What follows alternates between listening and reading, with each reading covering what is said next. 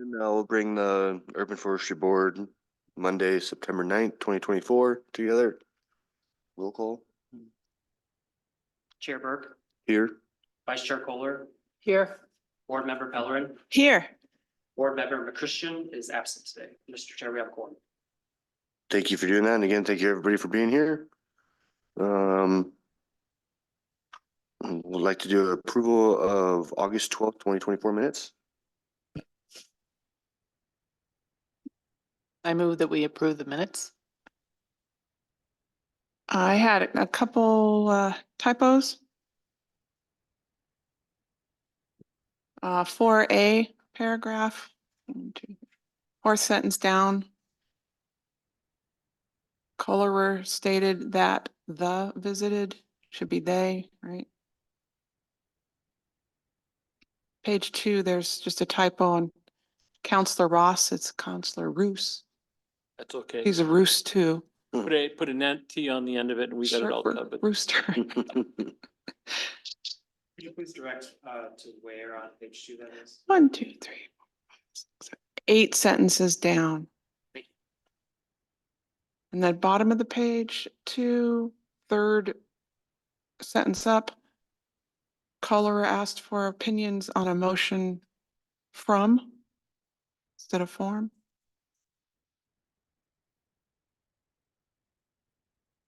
And then just on page 3, right before paragraph B, like 3 sentences up from that, McChristian made a motion to approve. Made is capitalized.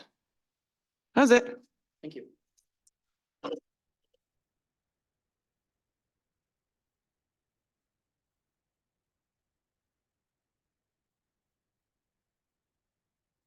We'll make another motion for with the approve or with the adjustments. I'll make a motion to approve the August 12th meeting minutes with the changes noted. Second. All in favor? Aye. Mr. Chair, motion passes. On to visitor communications. I don't think we don't have anybody signed in. Down to board business. Urban growth boundary amendment presentation. Thank you, Mr. Chair. Scott Woodford, Community Development Department. Thanks for having me here today. Using this opportunity to address our boards and commissions on the urban growth boundary project. This will be repetition for some of you. Your chair, I'm sorry, Commissioner Kohler is our chair for our steering committee, our urban growth boundary steering committee.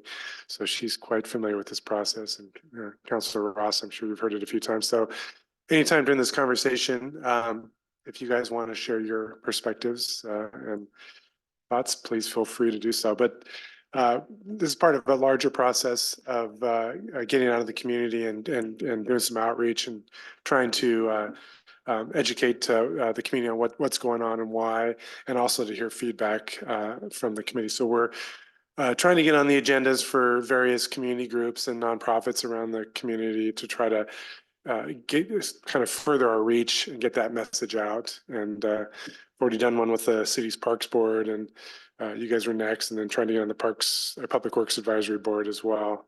But we're going to be talking to Kiwanis, Rotary, Sisters Arts group, any group in town that you can think of. We're trying to get on their agenda to have make a presentation and get the word out. So this is I got a PowerPoint presentation here to kind of lead you through the process, and feel free to stop me and ask me questions at any time. I'm just going to try to do this in about 20 minutes to a half an hour, but feel free to, ask me as many questions as you want. So this process has started back in March, but the groundwork for this UGB amendment has really been 4 or 5 years in the making. It started with the comprehensive plan update that we did back well, even a little bit before that, but primarily got kicked off in 2021 with the comprehensive plan update. And part of that comprehensive plan update were updates to our housing needs analysis and also incorporated population projections that are put out by the state every year that look out 20 years and let every community know how much growth they're expected to have. And that 20-year population projection is the basis for all the studies that we do, trying to determine how much housing we're going to need, how much new employment land.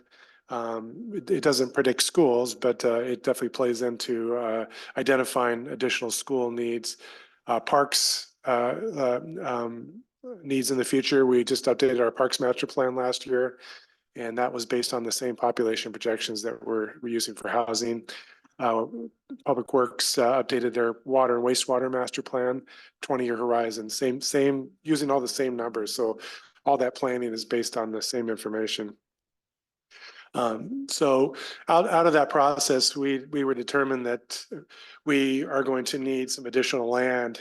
And so one of the processes for determining how much land you need is also determining how much capacity you have in your existing boundaries. And so once you figure out the land need, you figure out how much capacity you have within your existing boundaries, and whatever's left over or whatever you can accommodate within your existing city boundary, that results in the amount of urban growth boundary amendment that you would need. And as you can see in the process, the first step is identify the land need, and that process has identified approximately 250 acres of needed urban growth boundary amendment in the next 20 years to accommodate the anticipated population growth, which has sisters basically doubling in population in 20 years to about 7,400 or so in the year 2043. Of that, I guess we'll get into a slide that kind of breaks down that land need even farther in terms of how much of that is residential, how much is employment, how much is park, schools, and so on and so forth. We're sort of in the 2 to 3 numbers in the steps in the process. So we'll go into more detail about that. But after you've created some alternatives, you kind of go do a public process to see what the community thinks about those. And then we'll get to a preferred alternative. And that preferred alternative is the one we'll actually take through a formal land use process.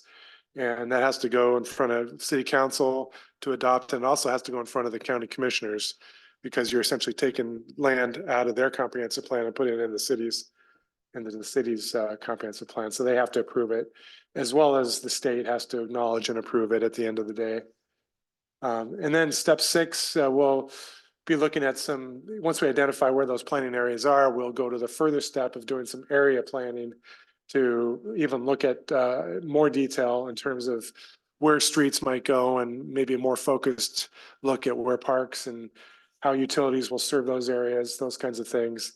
And then once you do that, then you kind of wait for property owners to come and petition the city to annex into the city. It's not the city going forward and saying, hey, we're going to annex you. It's which property owners are contiguous to the existing boundaries. That's one criteria. You can't be in the urban growth boundary and be separated by 3 or 4 parcels. You can't annex unless you're contiguous to the existing boundaries. And so property owners petition for annexation, and then they would be subject to the City of Sisters Development Code at that point. And I just want to mention, if you're around town and people are talking, you hear, this many acres, you're identifying the land, but you're not bringing it into the city. And by identifying it, you also give the county notice that they can't start chopping it into 5-acre lots and things like that, which is what happens now. So, and like you say, you have to have somebody who wants to bring land in. If you're on the far side of whatever the 250 acres is, and the people between you and the existing boundaries aren't interested, nothing happens until that contiguousness is achieved. So, but when you hear people saying, well, gee, we don't need that much land, or we're bringing all this in, you got to plan for the future. This is a 2-year process. I'd prefer not to do it again in 3 years or 5 years or 10 years. So this is the project timeline, basically all the steps I just had discussed, but putting some timelines into them. You can see that we're anticipating that this process will, at least the first phase of this process, getting it to adoption would take us through September of 2025. So another year of process within the timeline. Mention the population projections. Here's you see 2022 population projections for the county, the Pine Sisters, areas outside of the urban growth boundaries, but in Deschutes County, 2022, we're at 3,400. We're looking at 20 years in advance. 2043 is around 7,400. So that's you know, that's over doubling, I guess, of population. And so you can see also that the county is going to grow accordingly at the same time, but that it's interesting to note that the area outside of UGB is only proposed to grow moderately, only 5,000. That's because you know, the idea with the state planning law is that new growth be directed towards urban areas, not into the county. This just kind of shows some of the population kind of chart lines from 2022 out into the future, and you can see that's it's pretty amazing projections for growth in the area. So I mentioned that one of the components of what we look at is how much land supply is there remaining within the existing boundaries, because we still have capacity within our existing boundaries, just not a ton. For residential land supply, everything that's in blue there is basically land that's zoned for residential in our existing boundaries. Everything in blue is basically also denotes developed lands. And the only areas that are undeveloped or currently under development are the areas in green.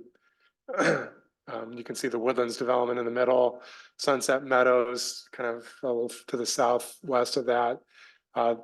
To the west of Sunset Meadows is the Trinity Apartments parcel that's proposed for 40 units of affordable housing. You can see the two parcels kind of down in the very southern part of the city that are, I think, 3 or 4 acres apiece. They're zoned residential, they're vacant, they have access issues. Thank you. These parcels right here are show some vacant areas, and you can see a smattering of vacant lots kind of scattered around, but generally not a whole lot of capacity left within our existing boundaries for future development. This denotes the floodplain for Wyches Creek. This denotes the airport kind of runway protection zone. So we also looked at the employment lands, everything that's zoned for employment land, and that basically includes light industrial and commercial uses. Everything in blue, again, here is developed lots.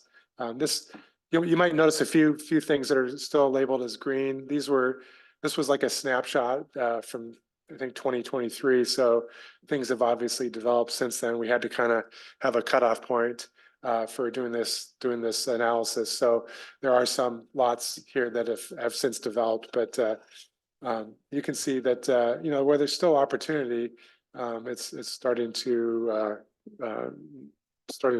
build out there as well.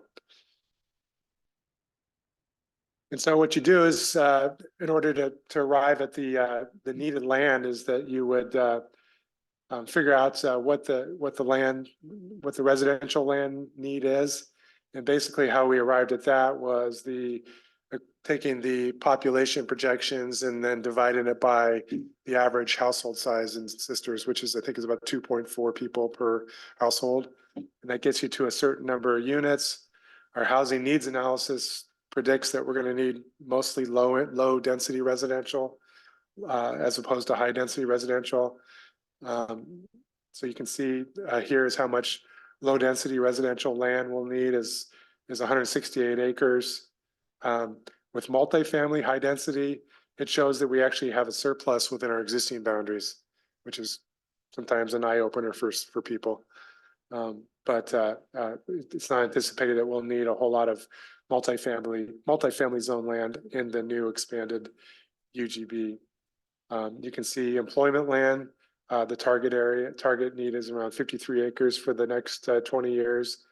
And then we talked to the superintendents and gave them kind of the updated population projections. And, we just opened a new elementary school just this last couple of weeks ago. But he felt that at the tail end of that 20 years, that there's a good chance we might need another elementary school. So he said probably should need to accommodate or account for that in our projections. And then our Parks Master Plan, to keep up with growth and keep a level of service that the community wants to see in terms of acres per 1,000 people. We're going to need about 19 acres of new parkland. And so that gets us to this 227 to 264. We're calling it about an average of 250 acres. Any questions on any of this before I go to the next slide?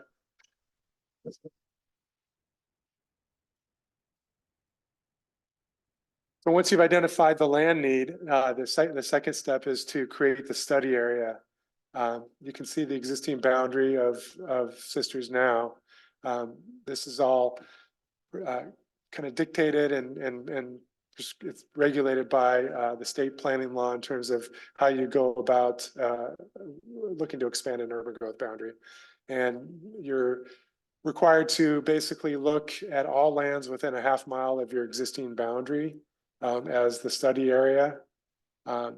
You can go to a mile out if you have what they call exception areas. And this yellow is what you call exception areas. Tollgate and crossroads are also exception areas. And exception areas are basically a term used for land that is not farm or forest land. You can see that a lot of these are rural residential zoned lots. So they're no longer forest and they're no longer farm. And those are the areas we're required to look at first. How big is our current urban growth boundaries? Like what our city? City of Sisters boundary now. Yeah. It's about 2 square miles. What equates, I had this number in terms of It's literally the city limits. square. You're looking for how many acres? Yeah, I'll get it for you. Yeah. I was just curious, like what? No, it's a Yeah. good question. Yeah, thanks. No problem. You could put a fence around it in about a week and a half. Takes me about 6 weeks to do 40 acres. So we also go and kind of map out and categorize all the land within this half mile surrounding the existing boundaries.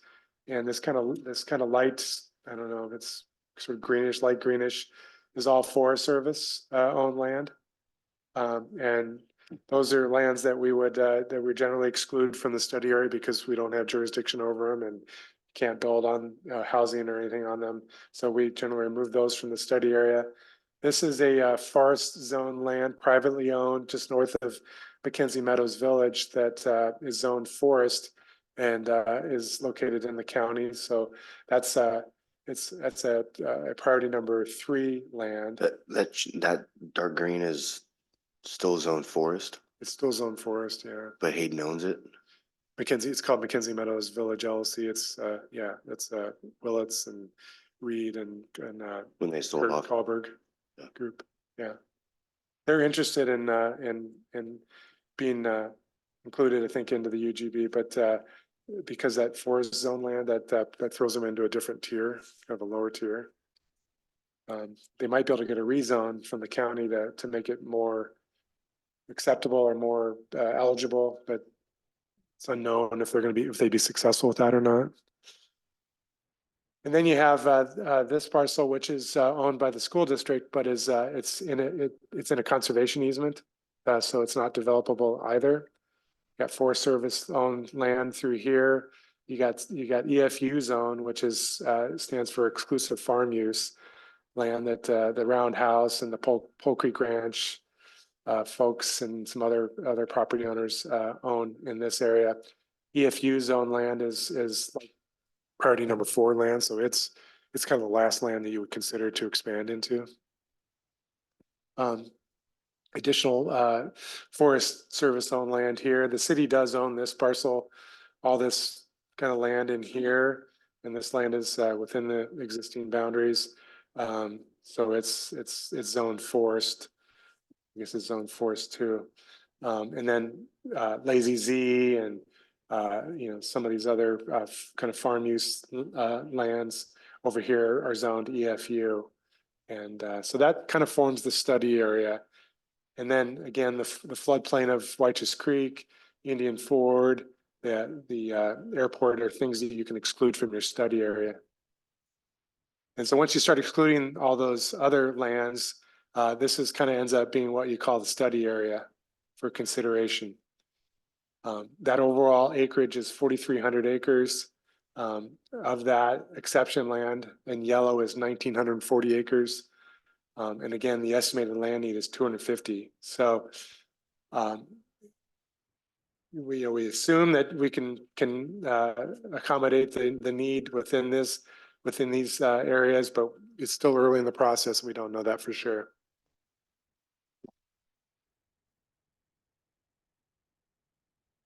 I mentioned priorities, priority 1 through 4. Priority 1 of these exception lands in green. Priority 2 is a concept marginal lands, which is more of a term that they use over on the west side of the state, and it doesn't apply here. Priority 3 is those forest zone lands in yellow, and then priority 4 is again these EFU lands here and here and here. That would be the last priority. We threw in the 250 acre down here as more just kind of scale to help you kind of identify or sort of gauge how big 250 acres would be in relative to the study area.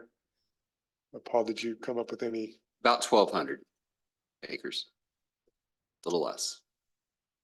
So, but relative to the existing boundaries, pretty good size compared to the existing boundary, relatively small to the study area. Does that all make sense? Any questions on any of this? So if I understand it right, if it is 1,200 acres, the growth is then, we're adding about a fifth. But our population is doubling. Yeah, it's about a fifth of the land area. But the estimated population is gonna double. Population is going to double. Yeah, it just means that we would be probably more efficient with the land. We've made some code changes over the last couple of years. Council's approved these things called efficiency measures, where we've tried to make more efficient and more efficient use of the land that we have within our existing boundaries. So that's helped be able to accommodate some of those units within our existing boundaries. What that really means are smaller lots with houses on, so houses closer together.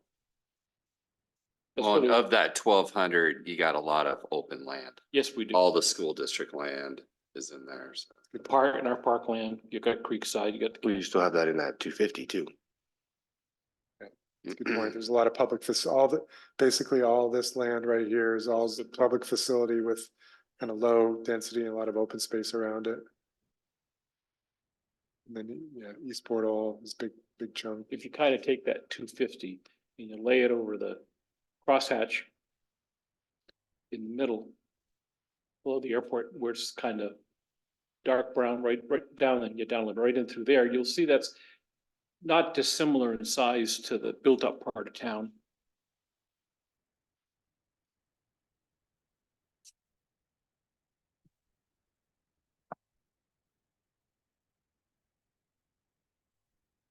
So we've been working with the steering committee, UGB steering committee and planning commission and council to try to basically evaluate all the different, we've kind of subdivided, or not subdivided, we've categorized them into the study area, into sub areas.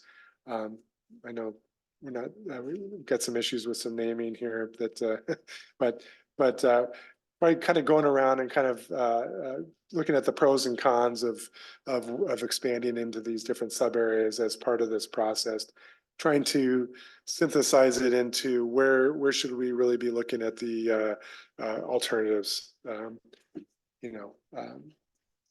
the steering committee has kind of started to focus in on this Barclay vicinity as making a lot of sense.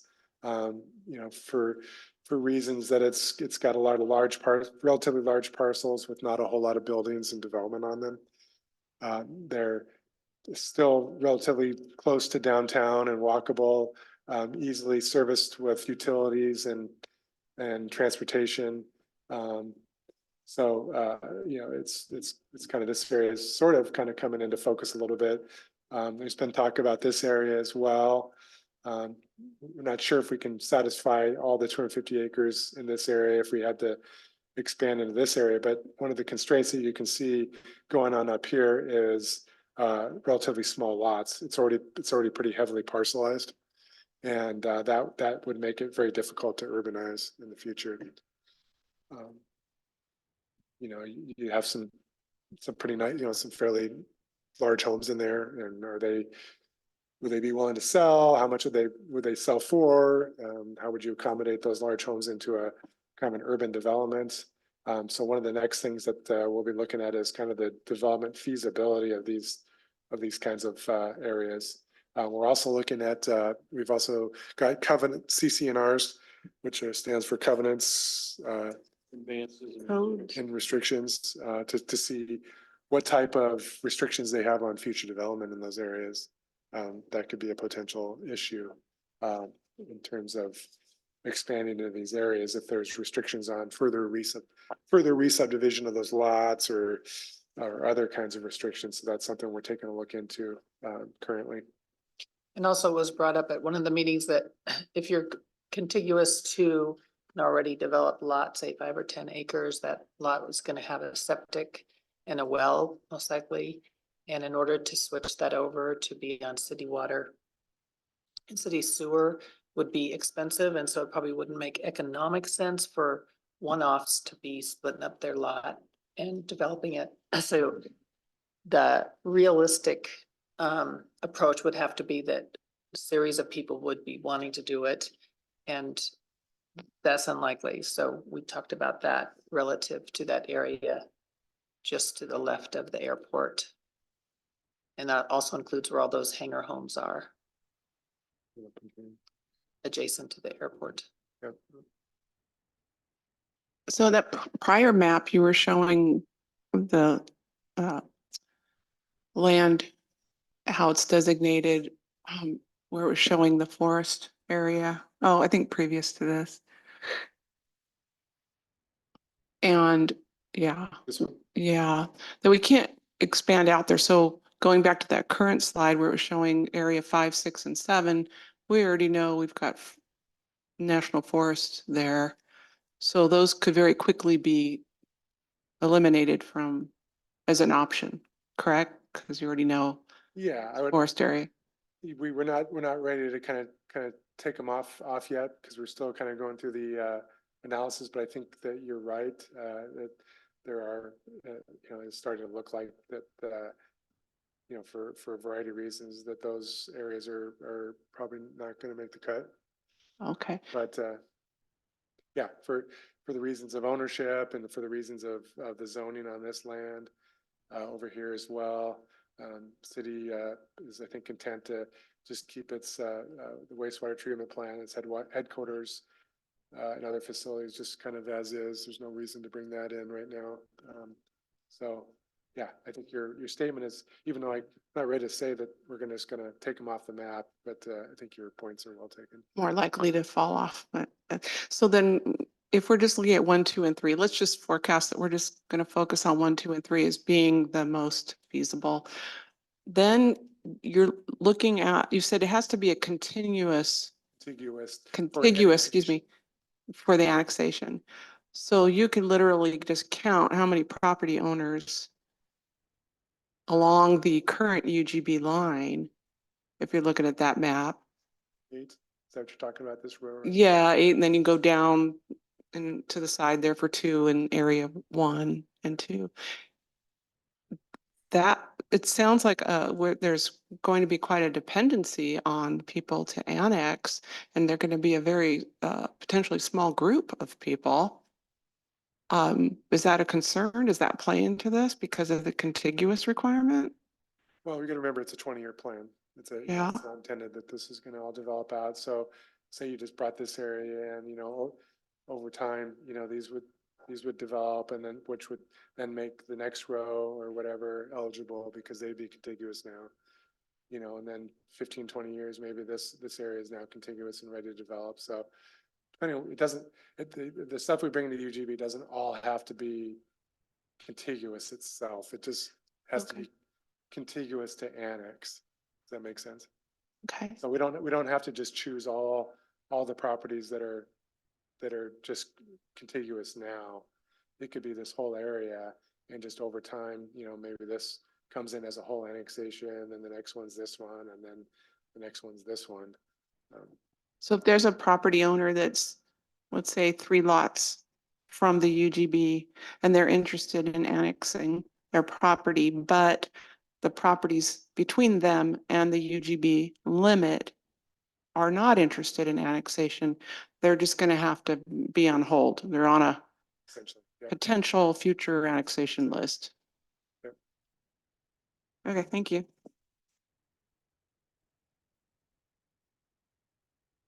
I don't know if, Therese, if you wanted to share some more thoughts on maybe what the steering committee said about the different study areas, or if you have any more thoughts on that, or I can share them as well.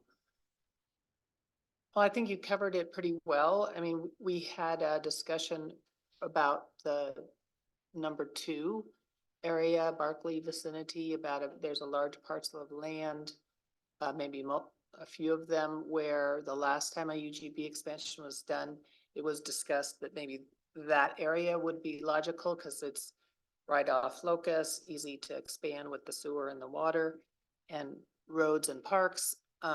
But at that time, the landowner was very definitely not interested.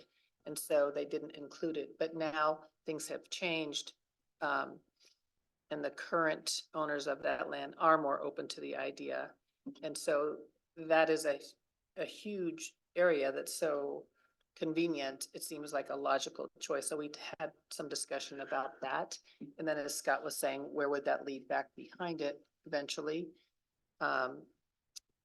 There's areas further in there that would possibly introduce more fire hazard, but they meet the criteria otherwise to be considered. And depending on how small the lots became, you could fit a lot of housing back in there. That's about it. I think we're gonna go deeper into those kind of discussions this next time. Right. We talked about kind of McKinney Butte being sort of more difficult to serve with utilities, maybe the fire danger being a lot more pronounced up there. So those are some constraints going on in that area. Obviously some wetlands along the Indian Ford Creek. In the way McKinney Butte's laid out, it's basically a single access area. Would it be difficult to make a second exit from up there because of the hill, the cliffs and everything else? There already is. Already is, okay. You can access. I haven't explored up there much, so I wasn't You sure. can Secondary. You come down by the creek, the old wooden bridge get over, on 126. Oh, down here. Okay. Yeah. There's this way. Is there a way from the Unrated. north to get there too? What's that? Is there a way Unrated from the bridge. north to get No, It's a what? Unrated bridge. What does that mean? It's not safe? It's not, yeah. let's say-ish. if you drive over it For a fast. pickup. All depends how big a rig you're taking. Yeah. How many fence posts can you haul over? That's what we need to know. Not a fire truck. No, definitely not. Definitely not. It would take a lot of effort to make that a permanent road, but I believe there's an easement for it. Yeah, but I guess what I'm saying is it's these things are considered. Part of that's part of the consideration too is, especially when you talk fire hazard and stuff is the developability of the land, when you talk about Indian Ford Creek and those things and wetlands down in there, those all pose challenges as well.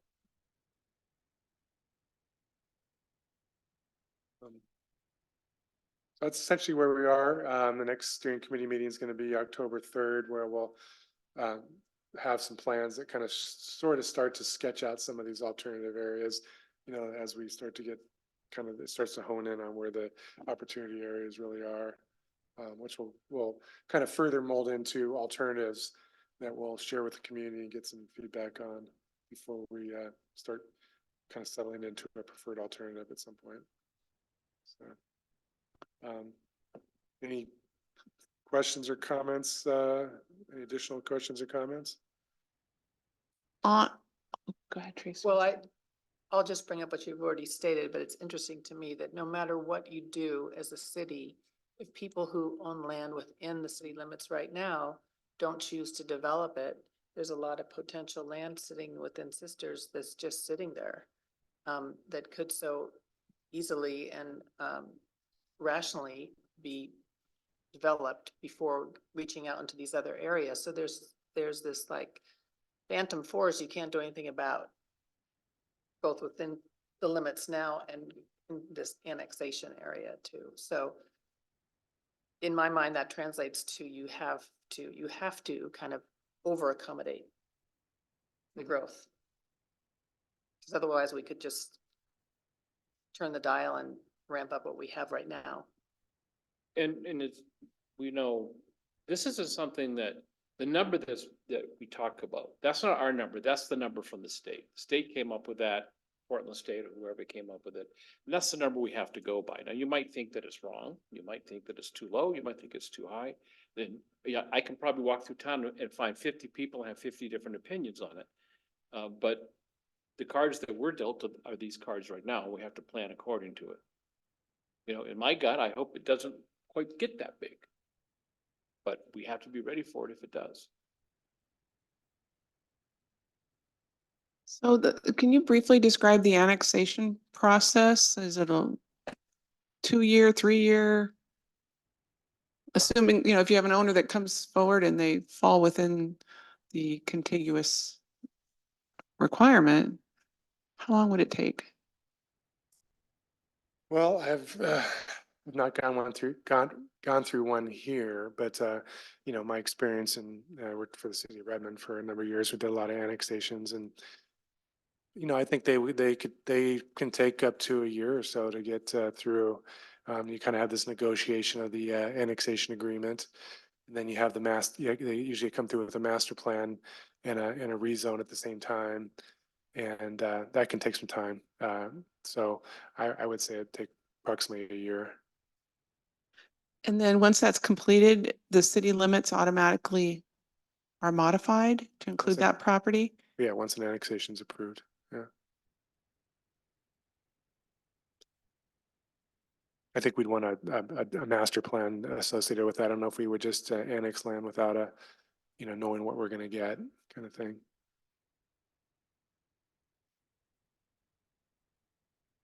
I know the council's interested in looking at our annexation ordinance, and has been some discussion about affordable housing requirements. So before too long after this process, I'm sure we'll turn our sights to that to make sure that once owners start coming in, that it's clear what the terms are for annexing or what the expectation is.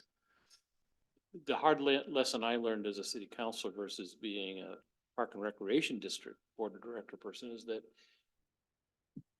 once land is annexed in, there's very little the council can do to affect how that land is used based upon the annexation agreement. So Woodlands would be a very good example. That land came in a long time ago. It came in an annexation agreement, I don't know how many years ago, but long before I was here. And so, the ability to affect what did or didn't happen there was only available at the master planning process, but the council really didn't have a lot to say about it. And a lot of people thought we did, and we didn't. So we want to be sure, at least the current council, we're going to have some new members, but we want to be sure that when land is annexed in, that we're pretty clear about what we would like to see happen for this community with that land, i.e. workforce housing, some affordable housing, parks, and those sorts of things. I have some personal ones which are nothing to do with this, and I won't talk about them now, but just in terms of solar and zero water landscaping and those sorts of things that we have to think about since we live in the desert. We have to look at finite resources. Those are all part of annexation agreement, which then binds the developer to follow. So our last big annexation that actually resulted in some buildable lands was Mackenzie Meadows. It was annexed in 2011. And they started infrastructure on phase 1 in 2020. And then it got built out by 2024.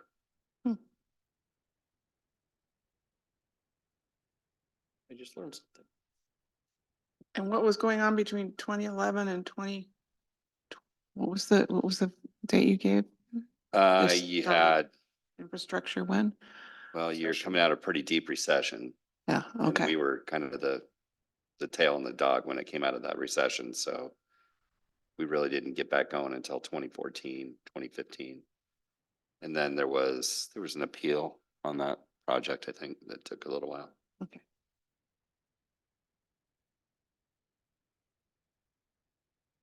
Fun and games.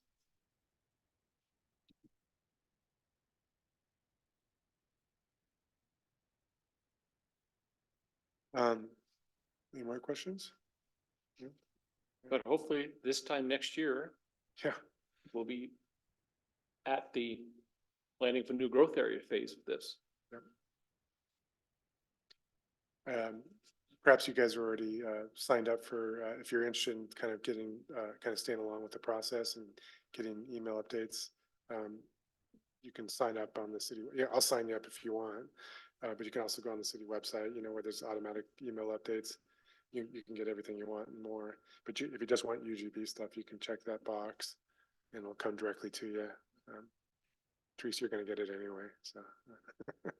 But Pat, if you're interested, I can sign you up if you want, or if you want me to sign you up. That'd be great. Yeah, I'm already getting it, Scott. Thank you. you already got it? Uh-huh. Also, when you go on the homepage of the city website, there's a icon right there that you can get the UGB amendment information. It was just updated, I think, today. Yeah, and it has lots of information, including copies of letters that people send in, citizens send in, are posted there. Because anybody can send in a letter if they have an opinion or an issue they'd like to bring up about one specific property. Okay. This town doesn't have any opinions.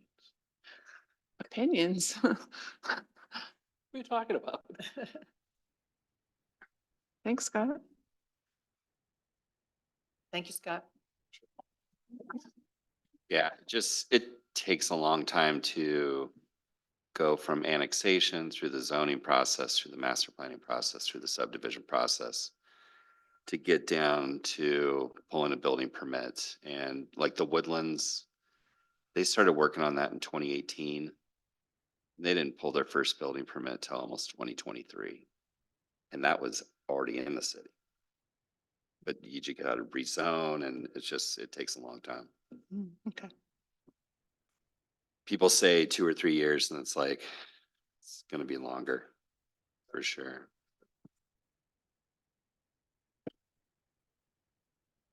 Thank you. Moving down board business, the South Locust Street Public Right-of-Way tree removal. Paul? Okay, so we have an opportunity to extend the project that's on the roundabout. Specifically with sidewalk pedestrian improvements on South Locust from Washington Avenue, which is where currently the sidewalk will end on the east side of Locust. And there'll be a crossing right there over to the west side of Locust. We can extend that sidewalk all the way down to the Jefferson Locust intersection, create pedestrian continuity all the way through that roundabout. There's also going to be a sidewalk on the Highway 20 frontage all the way from Jefferson, where you turn off of the highway today, to the roundabout. So on that kind of triangle piece of property, we would then have sidewalk on both the west side of that property and the northeast side of it. So we think it'll get used, especially with the connectivity over to the Jefferson side, as well as just the amount of pedestrian traffic we have coming in and out of Creekside Park, the campground. Right now, there's a makeshift trail across private property that's kind of, it's okay. I mean, it works for now, but eventually something's going to get built there, so that's going to go away. But with that, we had our engineer stake the right of way. We want the sidewalk to go right of way tight to allow for room for drainage in between the travel lanes and the sidewalk, as well as to provide as much pedestrian vehicular separation as possible for pedestrian safety. So if we went right of way tight or property line tight, it's going to require the removal of 2 juniper trees. One is about a 14-inch, and then we have a little bit larger 20-inch DBH tree. They're okay. They're not great. They're not good-looking specimens like you actually see on the interior of the property. They're loaded to one side, largely with their stem wood, and they're also fairly close to our water line. So that's another thing that we think about. Is the water line between the road and those trees? It is, but it's closer to those trees. Yep, you can actually see down at the alley just to the north of where these trees are, a couple valves, and there you can see kind of where the alignment of the water line is. Mhm. It's fairly close. So we're recommending as staff to remove those 2 junipers and install property line tight for the reasons I just mentioned: pedestrian safety and stormwater drainage. May I ask a question? Sure. In the drainage area, is that exclusively drainage or can people park on top of it? How does that? People can park on top of it. It'll essentially just be depressed. So water will be able to run off of the road and off of the sidewalk, but Right. not radically, not a ditch. Mhm. Okay. So it can still be used for parallel parking. And probably will be. And probably will be. Yeah. Yep. Living down there and walking that street a lot, one of the things that this will do is it will keep people from actually pulling off into that private property and up over the city water line, trying to park further off the road. Sometimes you see vehicles pulled in there pretty tight, and some of them are relatively large, heavy vehicles. Semis in particular, I see them there a lot. So that kind of defines how far in one can choose to venture into that piece of property. On the west side of Locust, there's an asphalt sidewalk, There is. but we're talking about concrete here. Is there a reason for concrete over asphalt? Largely just to mesh in with the rest of the roundabout. So it's going to be an extension of the roundabout sidewalk infrastructure, which is all concrete. Okay. And concrete is typically more durable unless people put snow melt on it. But over longevity, less maintenance, more durable. It is more expensive, but there are additional funds in this project because the bids came in low. And we'd be expending those funds that would otherwise go back to the federal government. We wouldn't see them here. On the side that's adjacent to the privately owned property, is that like right up to the line, the property line? We'll hold the sidewalk 6 inches off of the property Just line. 6 inches? We got to be able to set up forms and things without being Yeah. on private property. Yeah. Included in your packets were comments provided by board member Christian. Cheryl, because you did not Oh, ask. thank you. Okay, thanks.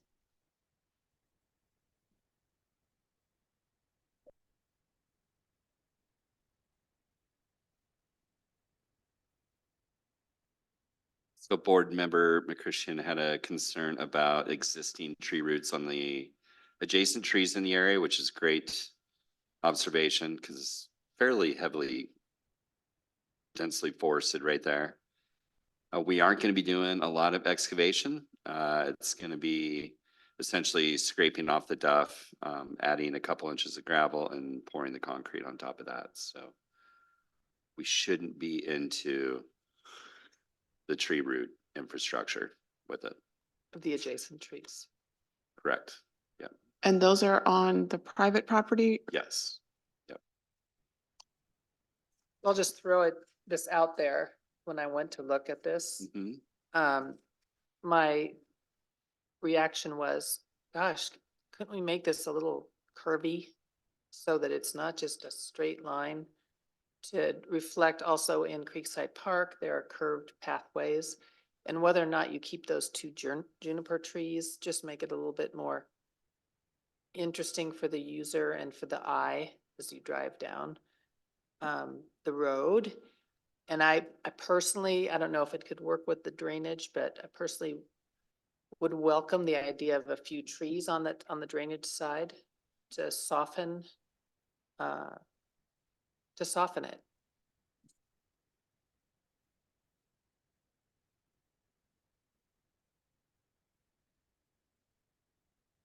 Are we talking about aesthetically or? Aesthetically. Yeah. And aesthetically and as a user experience. If you're my experience walking or biking through Creekside Park, it's very pleasant. Partly because you see the trees, it is curved. It's, even though you're right by 20, there's a lot of interesting sights to take in and nature to take in, whereas this, I mean, it looks like there's parking on the other side of the street too, so it's gonna be a real urban. It's gonna make it feel real urban if it's just a straight line. So I don't know if that's at all feasible, but I just thought I'd throw that out there. I understand about the junipers. Anything is feasible, obviously. If the sidewalk goes around the trees, how close, how much distance does the sidewalk have to be, the edge of the sidewalk from the tree to not impact the tree? I try to keep it like 18 inches away.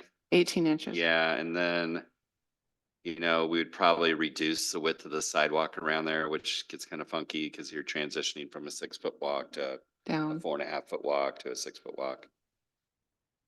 So when I went over yesterday, the tree that's closest to the roundabout, I'll just call it tree number 1, is closer to the road about 3 feet than the second juniper.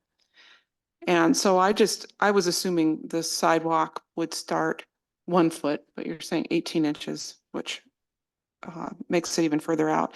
And then I just kind of paced 6 feet of sidewalk, and that put the street edge only the sidewalk edge only 5 feet from the road. And that seemed very close to me. I've also been noticing and witnessed somebody running the stop sign there on Washington and Locust. I also saw someone speeding through the park yesterday when I was there. And I also see, it seems like speed has increased here coming out of the roundabout. It's almost like people slingshot themselves out of the roundabout and they accelerate right away. Yeah. So I'm really concerned about the safety issue in this area since it is an exit for that roundabout. So that tree I would definitely be concerned about as far as safety. The other one's a little further in. Like I said, it looks like it's about 3 feet further away from the road. Yep. But I'd want to kind of do exact measurements to see how close it would end up when you talk about the 18 inches and we curve it out. We reduce it maybe from 6 feet to 5 feet in width. How close is that? I don't know what the safety measure should be, but 5 feet sounds too close. The question I would ask, and I would ask as a counselor is, are these 2 trees worth saving? They're junipers, they're not in very good shape. Mhm. And junipers are water issue trees for us. So, I'm not discounting the idea of visual impact and curving or anything like that, but I think to try to work around the trees, that's maybe a separate issue from what you were asking Paul about. I believe that probably it'd be smart for these trees to come out just because of their condition and location, especially next to the water line. Because their roots go down deep and we don't need them to decide that they would like to get a special drink from some good city water that happens to be flowing by on a daily basis. Well, I concur. I mean, I'm not into saving those juniper trees per se. But I was interested in seeing them there and I saw, well, yeah, you could curve the path through them. And then I just thought in general, couldn't we just curve the path and put in some new trees, plan ahead for a nice, soft addition of, I don't know, a handful of trees, maybe only 3 in one section and create an artificial curve that not trying to work around the junipers. So I don't know if I maybe didn't make that clear. Okay. I also noticed if the junipers were to be removed, there's still a nice tree line right behind them. I believe it does go onto the private property side, but for aesthetics reasons, it would still look nice. There'd still be trees there, just a little further back. And I agree that they're not the prettiest 2 trees I've ever seen. So I would put safety over saving the trees. And that property is zoned commercial. So when it does develop, that right of way is going to get developed with parallel parking as well. So I wouldn't want to invest in planting trees in that, what could be a planter strip today, that would be bulldoze and be parallel parking in the future. So.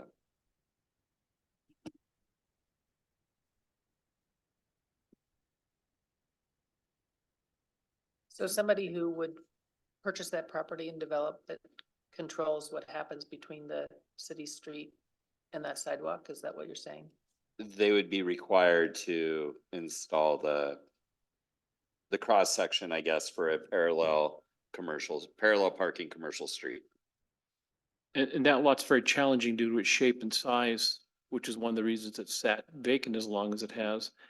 So there'll be very little availability if you put a commercial building in there for on-site parking off of the street surface, I believe. I don't think there's going to be very many trees left either, to be honest with you, when it gets developed, but that's a different story on a different day when those master planning happens, but I would like to make it part of the park, but that's not going to happen. It's too much money. That would be nice. Yep. It would be. That's my other half, my park board hat.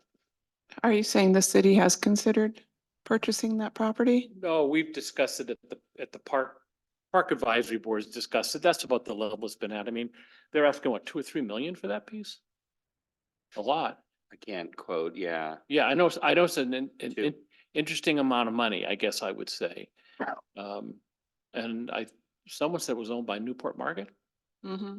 I'm not sure. Again, this is all Yeah. in one ear and out the other, people talking, but I don't see that. I'd love to see it be a part of Creekside Park. I think it would be a perfect thing to do and make that another part of the park. But unless somebody with a nice benefactor comes along and is willing to gift the city some money or the property, then I think we're kind of out of luck. Well, I think that's a fair assessment. I don't think we have a couple $1 million laying around this disposable in that sense. Maybe the price will come down as more and more escrows fall through. It just, I understand there's been 2 attempts, but Do we need to make a motion on this? Yeah, that'd be great.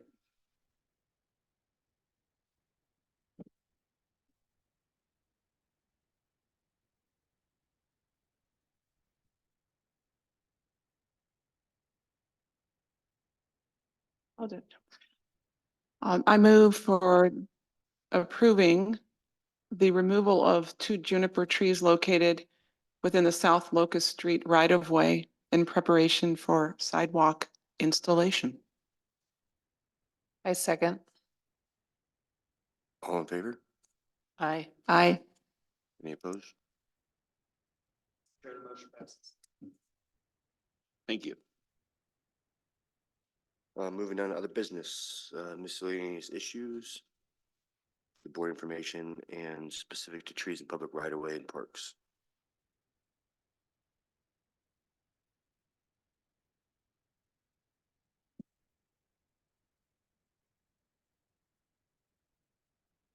Do we have anything under this? I got a couple updates. That's about it. Okay. Dan, do you have anything? I don't have anything new. I'm listening to the discussions and I can agree with most everything you guys are saying about specifically the juniper trees. I think they should be removed as part of the project. And I have nothing new. Well, thanks for signing in and being a part of the meeting.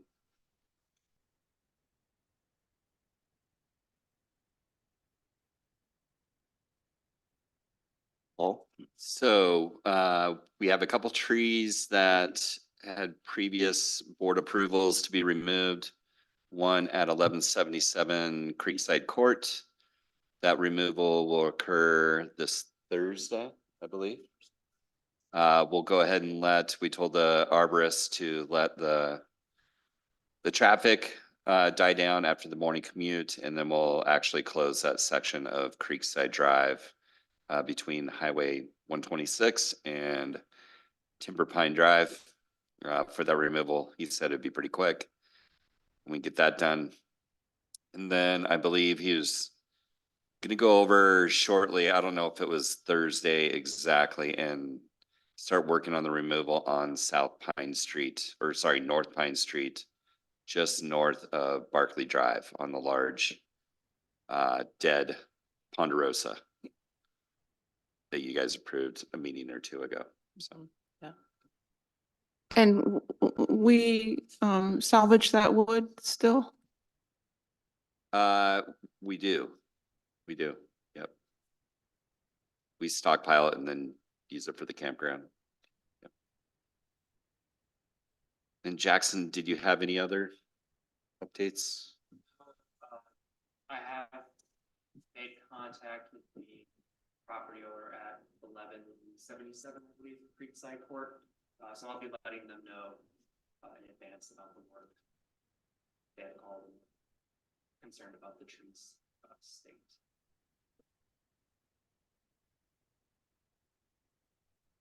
Heritage tree documents will be going to council this week on the 11th. Looking for a head nod from them to proceed.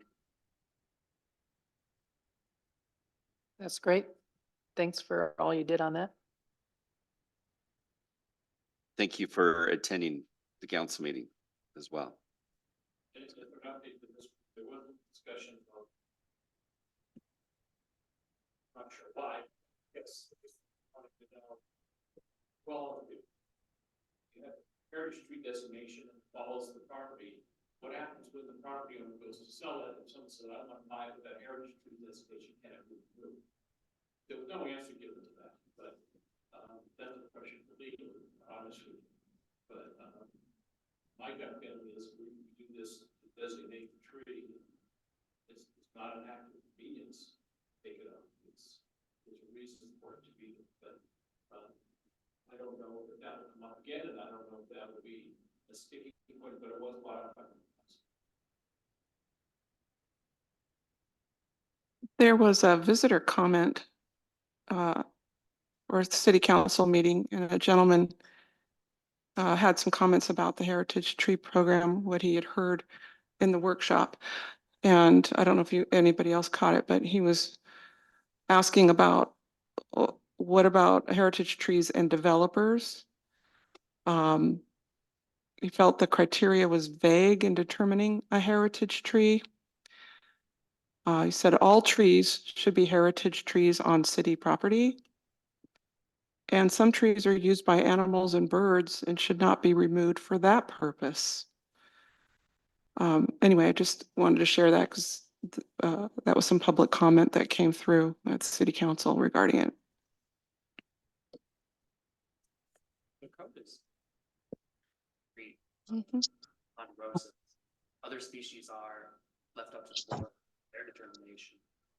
on applications, whether that be special conditions such as rarity or age. So there's some room for other trees. Yeah, Yeah, and I think that Yeah. that the differential between, you're very true about the comments and they were well made, is that if you look at this heritage tree document proposal, it is on private property at the discretion of the landowner or whatever. So if you had a piece of developable land and you ask for heritage tree designation in the middle of it,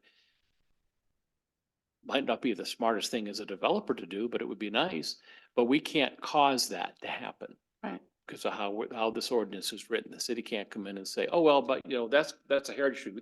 That's something that works when they're going through the master plan and we designate trees that we want to have saved, and with only one exception, they tend to follow that particular bit of guidance. So that's an opportunity then. But as far as the city goes, I think we view all of our street trees as heritage trees. Mhm. They may not all have that designation because they don't necessarily need that because that's handled in the city code. Yeah. This is something separate and different. And I understand, and I think that's just hard for sometimes for citizens to understand the differential between the two. Yeah, I think it's always good to listen to feedback because it brings to our attention there may be the need for additional communication of what this program is about. Because the questions could have been addressed. And I know city council visitor communication, there's not back and forth. It's just, and then they never get an answer. But it can kind of raise awareness for us as a board to know that those questions might come up in the future and again, and we could be prepared to respond to them and help educate. And we may end up with a page on our website for heritage trees that can That'd be great. help explain a little bit more instead of trying to put that all in form. Yeah. Have a landing page. Learn more. Questions. Well, and there may be when this is adopted and ready to move forward, an opportunity for some kind of a rollout interview with the Nugget or something like that with members of this particular board about what the intent and purpose is and how a citizen can go about requesting to be a part of it. Yeah. Or there can be other ways too. It can come from staff here, it can come from city councilor, it can come from coffee with a counselor. But the point is that the outreach portion happens after the approval. And I think that the more ways we get the word out, the better it's going to be. I think it'd be great for the Nugget to do a story on the first official heritage tree adopted. There you go. I'd love, that'd be a great little story, an opportunity there to communicate more about the program.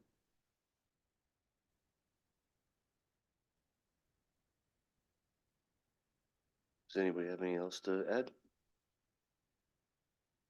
We'll call the meeting at 4:08. See everybody next month.